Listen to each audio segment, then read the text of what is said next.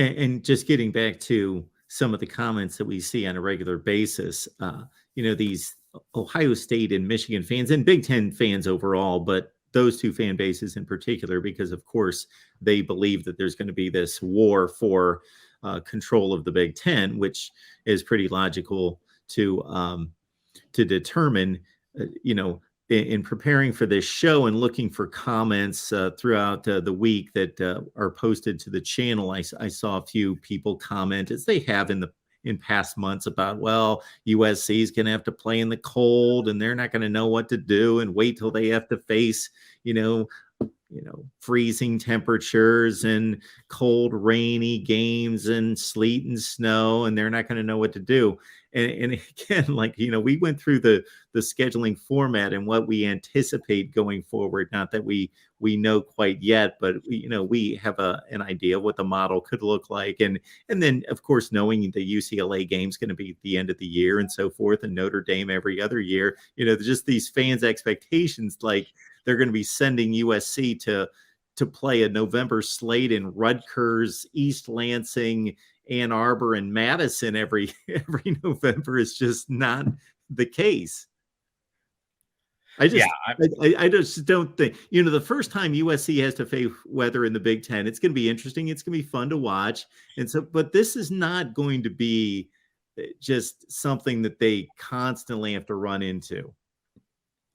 Yeah, I mean, you'd think that they're going to play, one really cold weather game in early November before they play the UCLA game to close the season. Yeah, it's not as though they're going to be inundated with these really cold weather events. I think, the intrigue is going to be, if they play mid to late October games on the road, are they going to run into yucky weather? But you accept that in November it's going to be a little colder, but it's not a large volume of games. And so I do think it is overstated.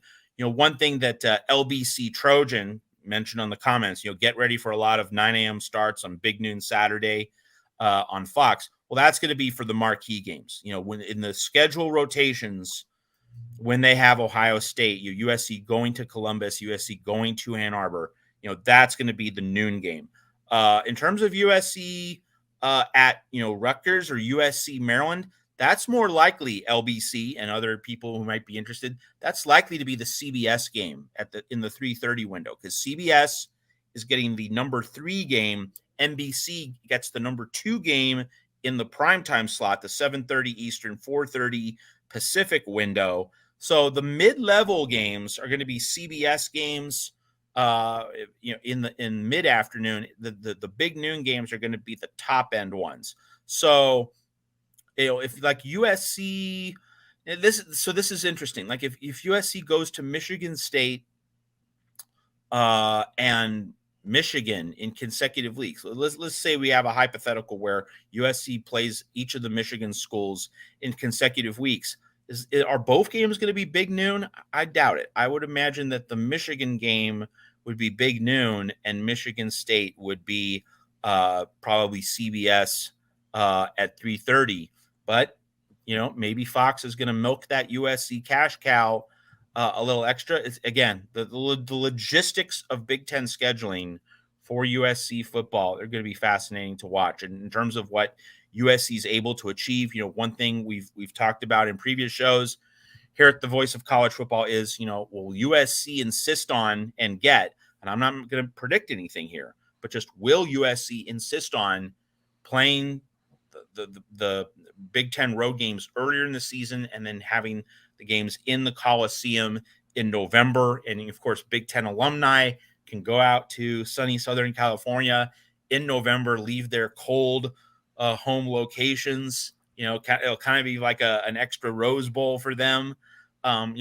What's the Big Ten's thought process, calculus going to be? What, if anything, is USC going to want? What, if anything, will USC get from the Big Ten? That USC now in the Big Ten, you're not going to have a 10:30 night game. You're not going to have that. It would just be self-defeating for the Big Ten to bring USC in and then stick USC late at night, because that's a Pac-12 thing. you're going to have the Big Ten keeping USC in more favorable, earlier Eastern time zone slots.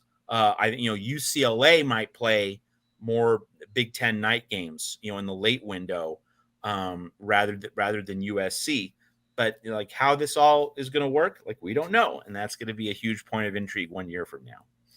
The average mid-October temperature in Columbus, Ohio is 66 degrees, and the average mid-November temperature in Columbus, Ohio is 53 degrees. So it's not the frozen tundra.